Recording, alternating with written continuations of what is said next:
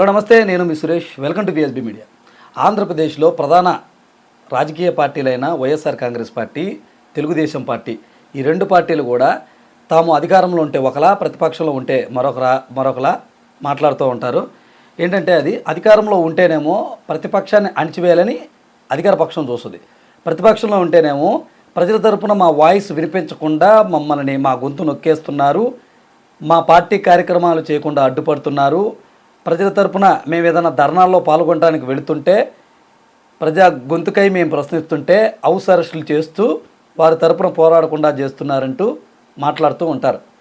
తాజాగా ఇలాంటి ఘటన వైఎస్ఆర్ కాంగ్రెస్ పార్టీ అధికారంలో ఉన్నప్పుడు చంద్రబాబు నాయుడు గారు అరెస్ట్ అయినప్పుడు మరి పవన్ కళ్యాణ్ గారు ఆయన్ని పరామర్శించడానికి వస్తున్నారు. జగ్గయ్యపేట వద్ద పవన్ కళ్యాణ్ వెహికల్ని ఏపీ పోలీసులు అడ్డుకున్నారు. ఆ తర్వాత ఆయన వెహికల్పై కూర్చొని చాలాసేపు ఆయన ప్రదర్శన చేశారు. ఇది మనందరికీ చూసిన విషయమే. అలాగే అదే పవన్ కళ్యాణ్ గారు మరి ఇప్పటం గ్రామంలో ఇల్లు కూల్చివేత ప్రభుత్వం చేస్తుంటే అక్కడ నిరసన తెలపడానికి వెళ్ళినప్పుడు కూడా ఆయన అడ్డుకున్నప్పుడు ఇది అడ్డుకోవడం కరెక్ట్ కాదు, మరి అధికార పార్టీ మా గొంతు నొక్కేయడానికి చూస్తుంది, ప్రజలకు అన్యాయం చేస్తుంటే మా బాధ్యత మేము నెరవేర్చకూడదా, మేము ప్రజల పక్షాన పోరాడకూడదా, అదా ఇదా అంటూ నానా హంగామా చేశారు, నానా యాగి చేశారు. కట్ చేస్తే 2024 కూటమి ప్రభుత్వం అధికారంలోకి వచ్చింది. జనసేన దానిలో భాగస్వామ్యం అయింది. డిప్యూటీ సీఎంగా పవన్ కళ్యాణ్ గారు ఉన్నారు, ముఖ్యమంత్రిగా చీఫ్ మినిస్టర్గా చంద్రబాబు నాయుడు గారు ఉన్నారు. మరి ఈరోజు పల్నాడు జిల్లాలో మరి జగన్మోహన్ రెడ్డి గారు అంటే నాటి ముఖ్యమంత్రి, నేటి ప్రతిపక్ష నేత, మరి అక్కడ పల్నాడు జిల్లాలోని రెంటపల్లి గ్రామంలో తమ పార్టీ కార్యకర్త ఏడాది క్రితం మరణించారు. మరి ఆయన ఆత్మహత్య చేసుకున్నాడు. అది ఏడాది కాలం పూర్తయింది. ఆయన విగ్రహం ఒకటి పెట్టాలని అక్కడున్న స్థానిక నేతలు నిర్ణయించుకున్నారు. ఆ విగ్రహ ఆవిష్కరణకి పార్టీ ప్రెసిడెంట్ అయిన మరి జగన్మోహన్ రెడ్డి గారిని అయితే ఇన్వైట్ చేశారు. ఈ ఇన్వైట్ చేస్తే ప్రభుత్వం కొన్ని ఆంక్షలు విధించింది. శాంతి భద్రతలకు విఘాతం కలిగించే నెపంతో అక్కడికి జగన్మోహన్ రెడ్డి గారిని 100 మందినే వెళ్ళాలి, 100కు పైగా వెళ్ళకూడదు, 3 కార్లు మాత్రమే పర్మిషన్ అంటూ అక్కడ నిరాకరించింది. ఎక్కువ మందిని వెళ్ళటం అనేది క్రౌడ్. ఎందుకు నిరాకరించింది అంటే పొదిలి పర్యటన ఏదైతే ఉందో పొగాకు రైతులను పరామర్శించడానికి గిట్టుబాటు ధర కోసం అక్కడ కార్యక్రమానికి వెళ్ళారు. ఆయన రైతులకు భరోసా ఇవ్వడానికి. అప్పుడు విపరీతమైన జనక్రౌడ్ అక్కడికి వచ్చింది. అభిమానులు కావచ్చు, మరి పార్టీ క్యాడర్ కావచ్చు, ప్రజలు కావచ్చు, భారీ ఎత్తున అక్కడికి వచ్చారనమాట. చాలామంది జనసంద్రంగా మారింది. ఒకసారి చూస్తే ఎన్నికల క్యాంపెయిన్ అన్నట్లుగా అనిపించింది అనమాట. దీంతో వైఎస్ఆర్ కాంగ్రెస్ పార్టీకి బాగా హైప్ వచ్చింది ప్రజల్లో. ఏడాది తిరగకుండానే ప్రజల్లో ఇంత జగన్మోహన్ రెడ్డి గారి పట్ల ఇంత సానుకూలంగా ఉందా అంటే అంత వ్యతిరేకత ఏమీ లేదా, కూటమి ప్రభుత్వంపై వ్యతిరేకత ఎంత వచ్చిందా ఏడాదిలోనే, జగన్మోహన్ రెడ్డి గారికి ఏడాదికే ఇంత ప్రజలు ఆదరిస్తున్నారా అనే రీతిలో ఆ కార్యక్రమం సాగింది. సో ఇప్పుడు మళ్ళీ ఈ పరామర్శ యాత్ర ఏదైతే ఉందో అక్కడ కనుక ఆయన వెళ్తే మళ్ళీ పేరు ఆయనకే వస్తుందేమో, మళ్ళీ జగన్మోహన్ రెడ్డి గారికి బాగా జనం వచ్చేస్తున్నారని ప్రజల్లో అదొక నానుడి వెళ్తుందేమో అని భావించిందేమో కూటమి ప్రభుత్వం. మరి శాంతి భద్రతలకు విఘాతం కలిగించే దిశగా మరి బాగా జనం ఎక్కువ వస్తారని దాన్ని నియంత్రించేందుకు వాళ్ళు అక్కడ ఆ అనుమతిని నిరాకరించారు. 100 మందిని మాత్రమే వెళ్ళమన్నారు. పూర్తిగా అయితే పర్యటనకి వెళ్ళొద్దని వాళ్ళు చెప్పలేదు. 100 మందితో వెళ్ళమని చెప్పి అక్కడ పోలీసు అధికారులు ఆదేశాలు. దానికి గల కారణం ఏంటి? అది చాలా చిన్న గ్రామం, రోడ్లు కూడా సరిగ్గా లేవు, జనసంద్రం ఎక్కువగా అయితే అక్కడ కంట్రోల్ చేయలేము, తొక్కిసలాట జరగవచ్చు, లేదా ఉద్రిక్తత పరిస్థితులు జరగవచ్చు. మొన్న పొదిలిపేటలో కూడా అదే జరిగింది. అక్కడ రాళ్ళు రూపుకున్నారు. మళ్ళీ ఇది అవకాశాలు ఉంటాయా అన్నారు. వాస్తవంగా అయితే ఒక పార్టీ అక్కడ ఏదైనా ఒక కార్యక్రమం చేస్తున్నప్పుడు దానికి ప్రతికూల పార్టీ ఎప్పుడు కూడా అక్కడ జనం గ్యాదరేషన్ చేస్తుంటే ఎవరైతే పార్టీ కార్యక్రమం కాకుండా వేరే వాళ్ళు అక్కడ ఉన్నారో వాళ్ళని పంపించేయాలి ప్రధానంగా. మన జరిగింది కూడా అదే. ఇక్కడ వైఎస్ఆర్ కాంగ్రెస్ పార్టీ ప్రోగ్రామ్ ఒకటి జరుగుతున్నప్పుడు తెలుగుదేశం పార్టీ వాళ్ళు అక్కడికి వచ్చి సాక్షి ఛానల్లో ఏదో డెబిట్ నడిస్తే దానికి జగన్మోహన్ రెడ్డి గారు గో బ్యాక్ అని నిరసన తెలపడానికి అక్కడ వచ్చారు. వీళ్ళు ఎదురుగా ఉన్నప్పుడు రెండు పార్టీలు బాహుబలికి దిగుతాయి కంపల్సరీగా, ఏ పార్టీ అయినా బల ప్రదర్శనకి దిగుతారు. అదే జరిగింది. సో అది ఆ సాకుతో ఆ పరిస్థితి ఎదురవుద్దని చెప్పే ఈ పర్యటనలో కూడా అది చేశారు. ఒకవేళ కనుక గవర్నమెంటు సరే వాళ్ళ బాధలు ఏదో పడుతున్నా యాత్ర ఏదో చేసుకొని ఇద్దాం అనుకుంటే ఎవరైనా అక్కడ మనకి ఏదైనా నిరసన కార్యక్రమాలు కానీ జగన్మోహన్ రెడ్డి గారు అడ్డుకోవడానికి చేసే ప్రయత్నాలు ఏమైనా ఉంటే వాళ్ళకి నోటీసులు ఇచ్చవచ్చు, హౌస్ అరెస్ట్ చేసి వాళ్ళ ఇంట్లోంచి బయటికి రాకుండా చేయొచ్చు. కానీ అలా చేయలేదు. వేరేనే 100 మందిని తెచ్చుకోమంది. సరే వీళ్ళు ఏం చేశారు, అలాగే వచ్చారు. కానీ అక్కడికి ఎంతోమంది రాకుండా 15 చెక్ పోస్టులు, సుమారుకు 1500-1400 పోలీసులు మనకున్న సమాచారం ప్రకారం అక్కడికి అంతమంది వచ్చినా కానీ అంతకు మించిన జనం అక్కడికి వచ్చారు, వేలల్లో వచ్చారు.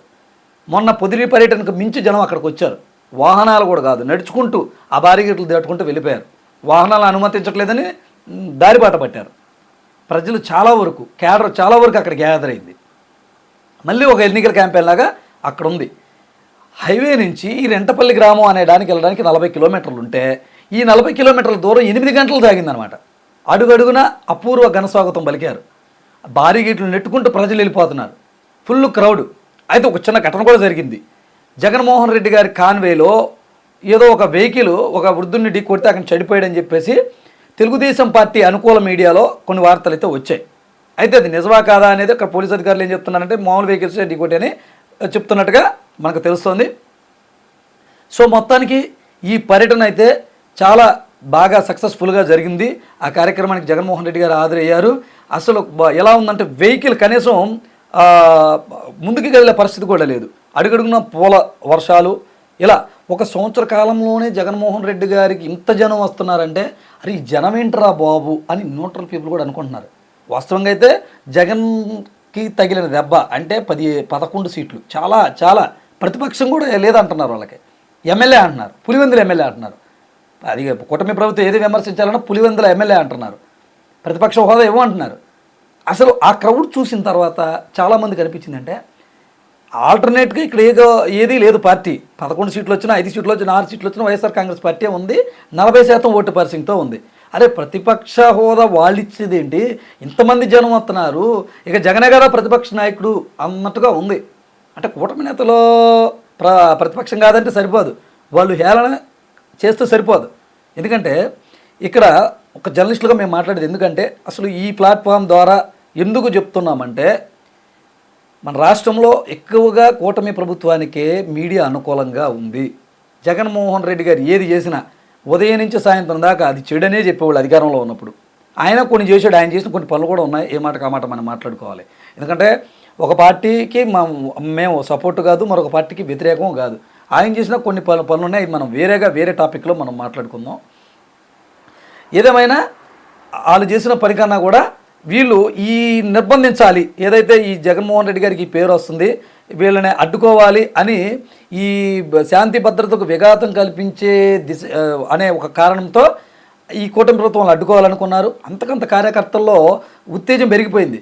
జగన్మోహన్ రెడ్డి గారు కూడా మనం చెప్పారు, గతంలో కార్యకర్తలు మేము నిర్లక్ష్యం చేసిన మాట నిజమే, కానీ ఇప్పుడు అలా ఉండదు, జగన్ మీకు మాట ఇస్తున్నాడు, మీకు అండగా ఉంటా, అధికారంలోకి వచ్చి మళ్ళీ మీతో నేను కలుస్తానని చెప్పాడు.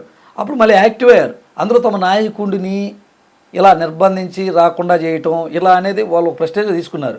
2014 నుంచి 19 మధ్యలో ఎలా కసిగా పనిచేసిందో సోషల్ మీడియా మళ్ళీ అదేగా యాక్టివ్ అయింది. ఆ 14 నుంచి 19 మధ్య కార్యకర్తలు గ్రామాల్లో ఏ విధంగా పనిచేశారో మళ్ళీ అలాగే పనిచేస్తున్నారు. పాదయాత్రలో జగన్మోహన్ రెడ్డి గారు ఏ విధంగా జనంలో నడుచుకుంటూ వెళ్తుంటే పొలాల్లో చుట్టుపక్కల రోడ్ల పక్కన నడుచుకుంటూ పరిగెత్తుకుంటూ వెళ్ళారో సేమ్ అదే సిచ్యువేషన్ మళ్ళీ ఈరోజు కనపడింది. ఒక సంవత్సరం తిరగకముందే ఇంత వచ్చిందంటే ఇది కూటమి ప్రభుత్వం మీద వ్యతిరేకత, లేకపోతే జగన్మోహన్ రెడ్డి గారు ఓటు బ్యాంక్ ఉంది, లేదా ఆయన చెప్పినట్టు ఆ ఈవీఎంలో సంగతి అలా అనే అనుమానాలు కూడా ఇక్కడ కలుపుతుంది. అసలు దానికి నిర్ధారణ లేదనుకోండి.